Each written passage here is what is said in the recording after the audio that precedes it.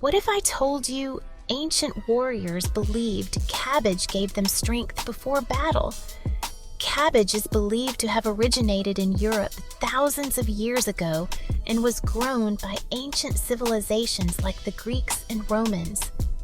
Over time, cabbage spread across the world because it grows in many climates and stays fresh for long periods. Cabbage is packed with fiber, vitamin C, and antioxidants, making it a healthy and low-calorie vegetable. A cabbage head is actually made of hundreds of tightly packed leaves. So, the next time you eat cabbage, remember, this simple vegetable has been feeding humans for thousands of years. Follow for more fascinating food facts